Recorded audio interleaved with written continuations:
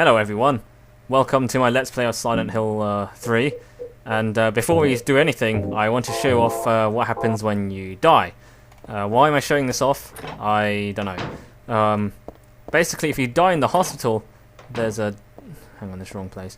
If you die in the hospital, then there's a special scene that happens when you die, depending on where you die and stuff. And it happens in the hospital, it happens a bit later on, it also happens in certain parts of the shopping mall as well at the beginning of the game.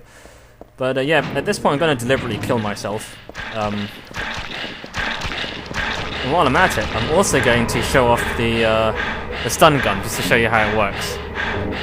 Basically, it doesn't really do much damage, but it does instantly cripple the enemy, so... yeah, watch as it instantly makes them go to the floor, but it doesn't really do too much damage to them.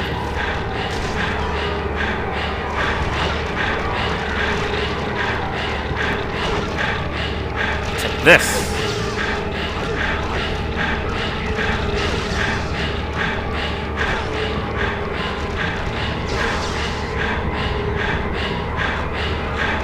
Ha!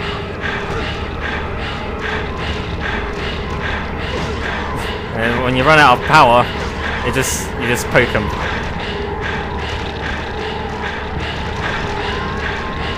And now you're dead.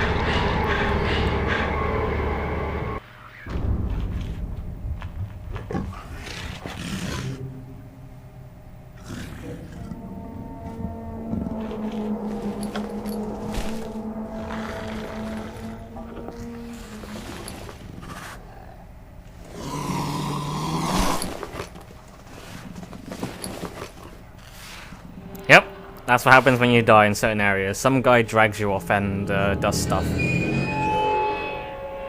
Now, that character is actually pretty significant, and we'll be seeing him again pretty soon. But yeah, for now, we'll just restart the game where we were.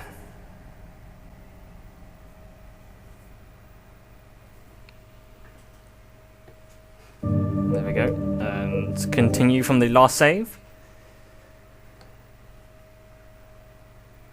Right, so, now this time for real, welcome back to Silent Hill 3 Let's Play of the... Now, if you remember last time, we had a phone call from Leonard Wolf, and now we are going to go and find said Leonard Wolf guy. And he said he was on the end of the second floor. Now, if you go into this corridor, he's basically at the very end of this corridor. But you might remember from the map that there isn't a door at the end of this corridor. Well, you're wrong, there is now. It is an unnumbered room too. Room M. And it's not even on a map. See, room M, nothing. There's no number. Mysterious! And things are about to get a lot more mysterious.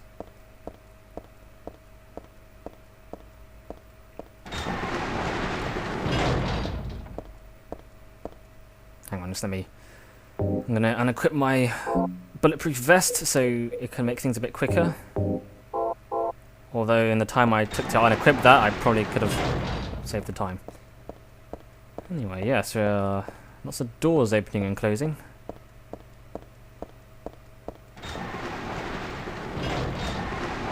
Well, guess we won't get lost now that the game's kind of guiding us somewhere.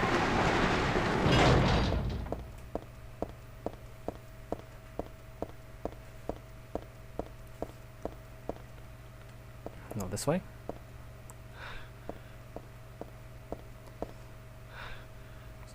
And through this door.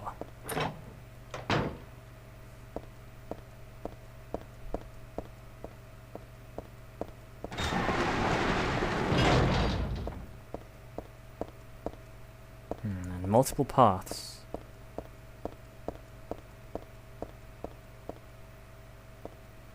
I don't have a map, so I can't tell which way I'm supposed to go. Can't go this way.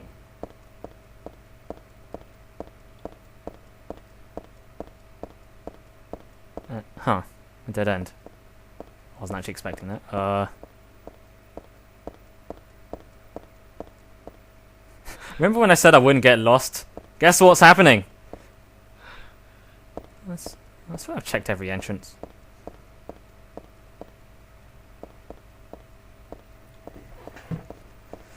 Right. So back we go, I guess. Maybe... And now it opens. I swear I checked this door.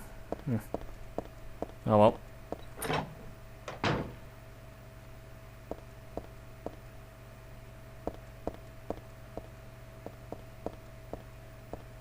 Nope. Guess we're going this way.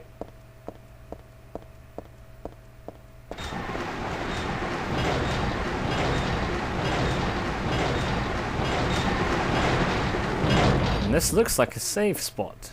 Or is it?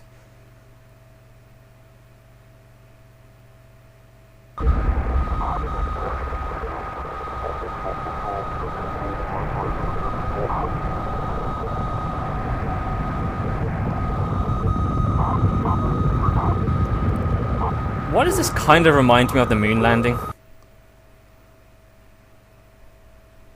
What the hell? Was I daydreaming? No, it was more like watching a video in a dark room. But that nurse, I know her. Lisa, who was so heavenly towards me in that hellish hospital room. She did get a little weird though. Yes, that's Lisa Garland from the first Silent Hill, and I believe she had some kind of... Well, she took care of Alessa in Silent Hill 1. And anyway, that seal, or whatever it is we looked at, opened up this wall, which leads us here.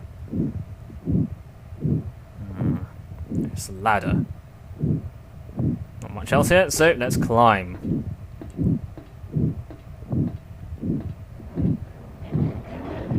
Ah, and there's a guy here. Remember the guy who was dragging us away when we died? That's him.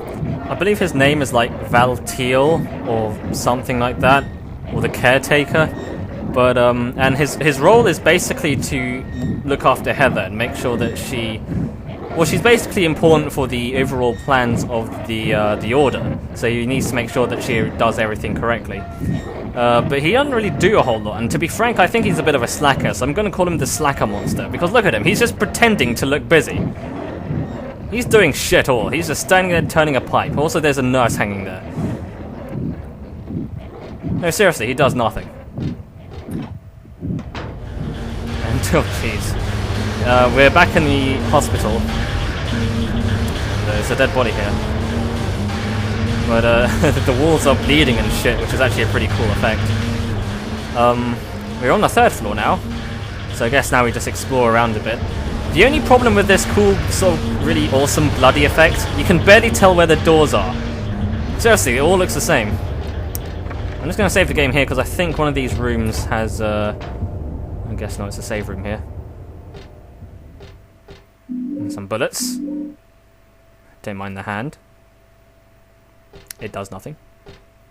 Which is not saying anything about this save point either, so we'll just quickly save the game here, because we might as well.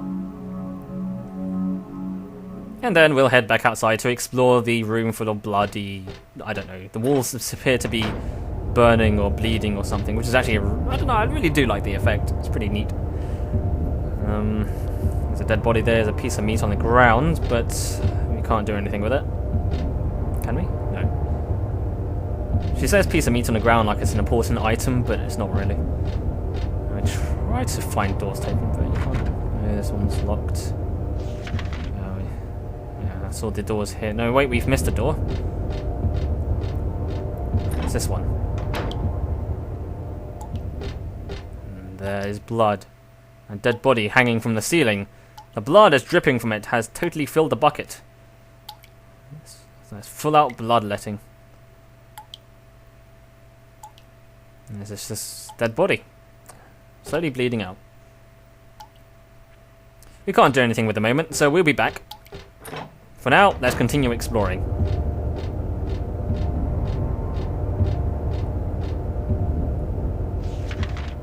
I think that's all the doors here sort of checked out, so let's head to here.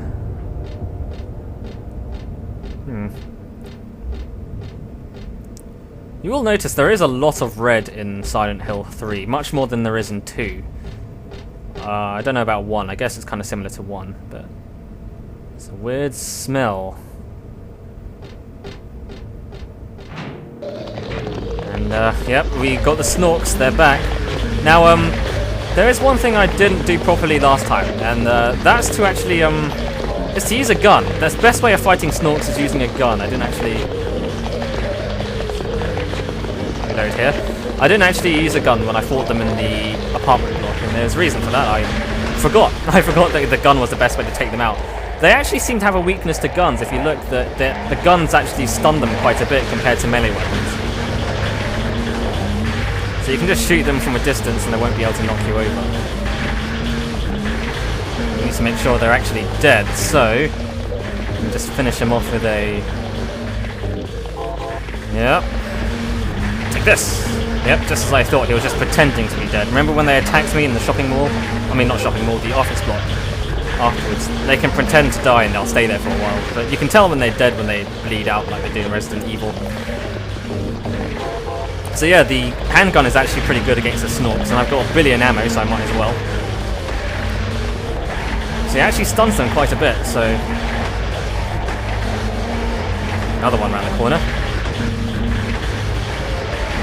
Oh no, you don't. You notice these Snorks are a different colour as well. They're much more bloody and red colour. I'm not sure if that's sort of significant in any way, but I guess this is a hospital, so... Anyway, let's finish this guy off with a Maul. I'm getting confused with Maul and Mace, but this is Maul. And he's pretty dead, and that guy's pretty dead. More of them around. Yep, he's dead. And we got some peace and quiet. Aside from that weird humming in the background. There's an elevator here. Any other places? Check the map. There's a little bit down here I haven't quite checked. Nope. And I'm just going to save the game here because I think this room is... yeah. This is a mirror room. It's a room with a big mirror in it. Yep, a big mirror. But what's going on in the mirror? Strange. But we can't get out. Even stranger.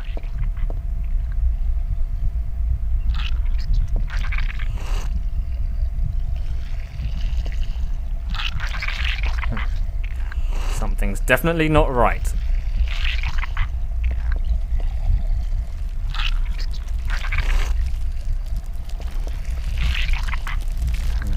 Looks like the rooms are kind of reversing.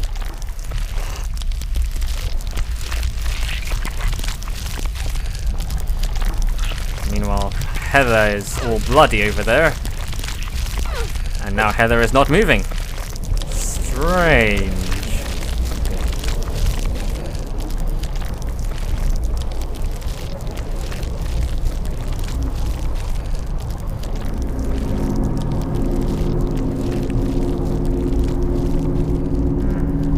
What's going on?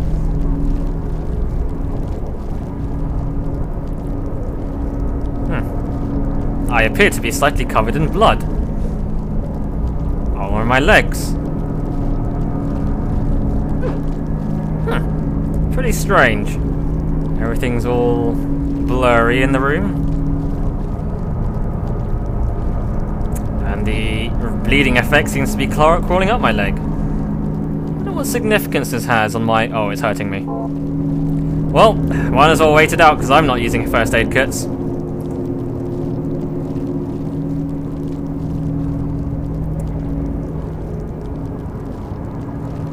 Yeah, there we go. Notice how they didn't bother animating her face at all whenever she dies. Anyway, yeah, that's the mirror room, and that's why I quick save before then, show you what happens in that room. You die. Shit goes down and everything starts bleeding. And again, it's one of those rooms that really don't really serve any kind of purpose. There's nothing in the room. It's just one of those rooms that scares you. And it is pretty creepy when you go in there, so... let's see what you're supposed to do instead of standing around like an idiot. Basically, the door locks behind you and you can't get out, but you basically have to wait until a certain time period when you can get out. Because now it's locked, so we can't do much at the moment. So let's just wait for a moment.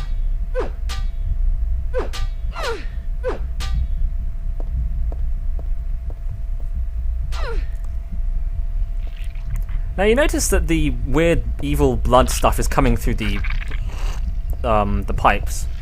And that's actually another recurring theme in Silent Hill 3, pipes and stuff coming from pipes. Because if you remember, when we turned on the faucet in the apartment block with the bathtub... oh man. How about that? Pressing both left and right buttons at the same time makes you instantly do a 180 turn. I did not know this. Holy shit! Wow, this is the best discovery I've ever made, and I'll never use it ever again. Anyway, as I was saying, pipes are a recurring theme, because in, like, the bathtub... Oh, right, she's frozen. When she's frozen, you can leave. And if you go back in there, nothing happens. Everything's back to normal and there's nothing else in this room. If you listen though, they actually forget to take out the sound effects of the room. So even though the process of like the evil stuff entering the room doesn't actually happen anymore, you still hear it happening because it's just something they overlooked. They just left it in. Listen. You can hear it's supposed to be coming through the faucet, but it doesn't. And there's nothing else in this room, so we're pretty much done here. Now, as I was saying, pipes and sinks, taps, that's a recurring theme in this. That's supposed to represent the flow of the two worlds, I guess. Because if you notice, the caretaker guy, or the slacker, was just turning a pipe, and that's supposed to symbolize how he sort of controls the flow of evil around here. And when you turn the pipe in the bathtub, that caused the evil world. This place goes back to the main room, you don't need to go there. And yeah, basically pipes, that's supposed to be evil. Toilets as well, I guess, plumbing. I guess this game really hates plumbing. So I guess that's everything in this room so far. We'll have to come back here later because of that corpse with the blood. So we'll just have to head downstairs to this elevator. So let's head down to the next level down. Number 2.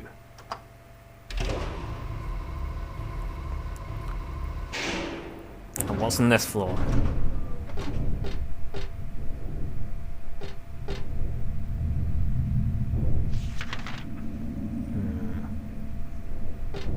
Let's check out over here. Nothing over here. How about that? Right, back we go.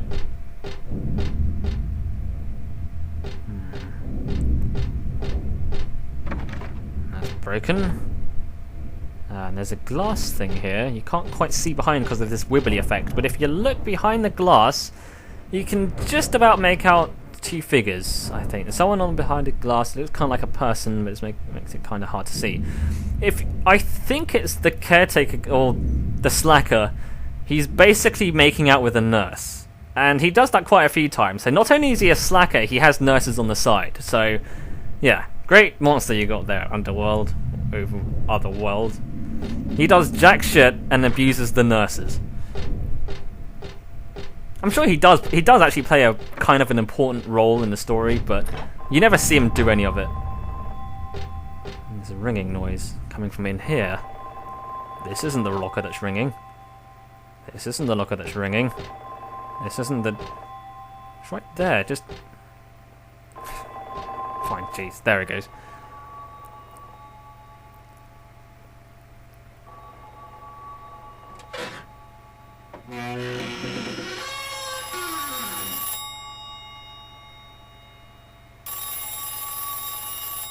Ring, ring, ring, ring, ring, ring, phone call, phone call.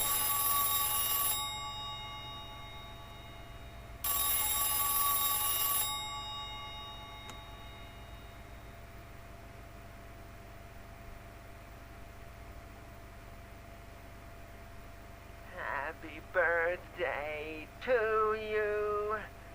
Happy birthday to you. Happy birthday, dear. Oh, I forgot your name. Who are you? Oh, okay, thanks. Happy birthday, dear. Who Happy birthday to you. Happy 31st birthday. Is this Leonard? That's the murderer's name, not my name. I'm not your beloved Stanley either. My name's Smelly Pinkbottom. He's underground now. His new name is Number 7. You mean he's a Borg now? Oh no, he's been assimilated. But don't worry about that now. It's time to celebrate your birthday. You've got me mistaken for someone else. Today's not my... I'm not mistaken. Today is your 24th birthday. Fine, Jesus, my birthday, if you insist. Jesus. A present for you. It's probably Douglas's birthday and he forgot. Do you prefer to give pain or to receive it? You can have the one you hate the most. Oh, what a dick. I'm not inviting him to my birthday party. Happy birthday to you. What the, he does really remind me of... But you're wrong. It's not my birthday. That's not the creepiest thing about it, Heather. That's not the fact that he thinks it's your birthday and it isn't. That's not the creepy part. And there's nothing coming from the receiver. Well, duh, the phone's not connected, but... Who was phone? No one. We never know who it is. Yeah, the voice really reminds me of the Irving guy from Resident Evil 5. Oh well. And that spawned some enemies, unfortunately, so, let's check out the banging noises. Oh, I got a plastic bag and a health drink. That's always good. Nothing else in here.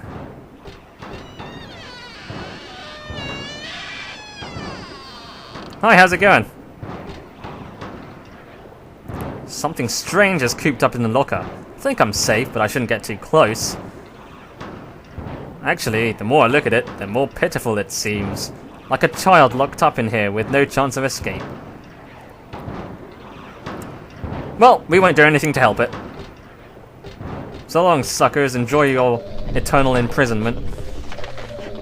Now, I think that's about it on this floor. You can't go into that room, so... Now we have the plastic bag. We can... no, you don't. Aha. Oh, no, you... Oh, I was hoping I could just run past him. Now we have the plastic bag. We're gonna go back to the 3rd floor. And the reason being is we want to collect some blood. Why do we want some blood? We'll find out later, but I can't be bothered to backtrack when we do find out. So I'm going to go back up there anyway. Basically, we're going to fill this plastic bag with blood. And we get the blood from the guy who's dripping with blood with a bucket. And he's just in that main hall. These guys are still dead, good. And there's a shortcut this way, which I unlocked.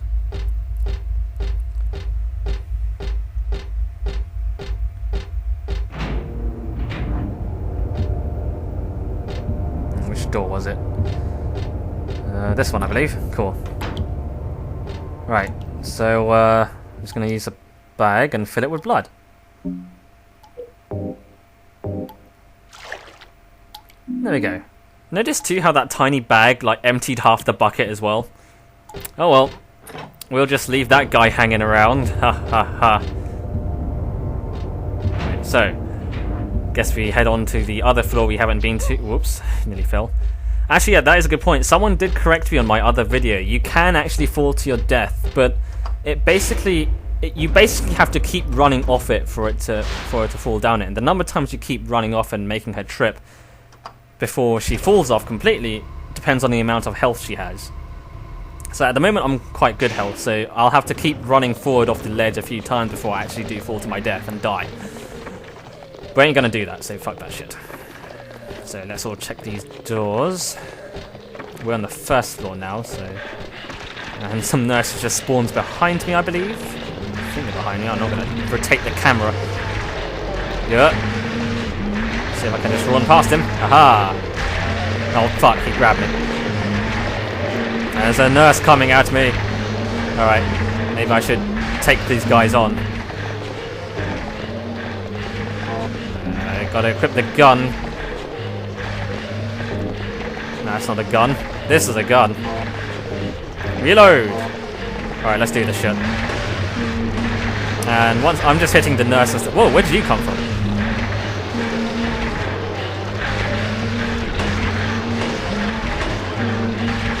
I better equip the sword just to save some ammo. Alright. Aha!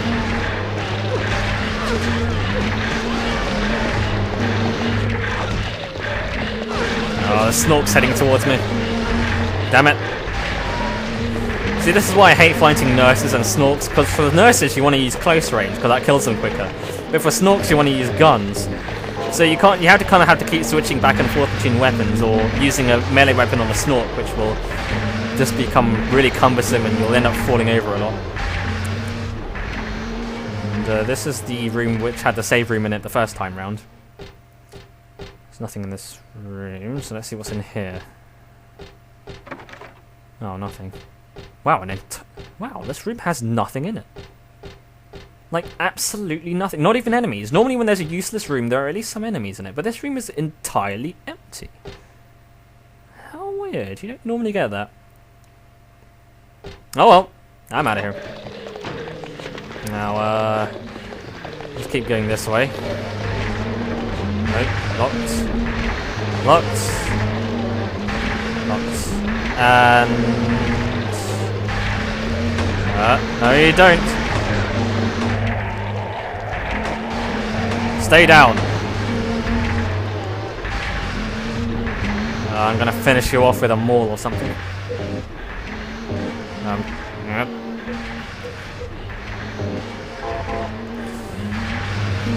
Eat this. Oh wait, no, he's actually dead. How about that?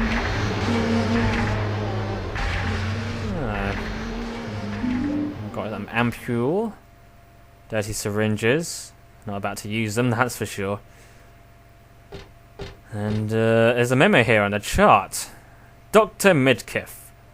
Please use extra caution with the patient in room 312. He should still have his religious freedom here in the hospital, but he shouldn't push his faith on others. I'm a victim too. Rumor has it he's got here by stabbing someone over a religious dispute. Please be careful. R. Crosby. P.S. It looks like the rumor is true according to the head nurse. I do think he's a good person otherwise, though. Easy to deal with. I forget who... Room 312. Is that anyone significant? Oh well, who else? Who cares?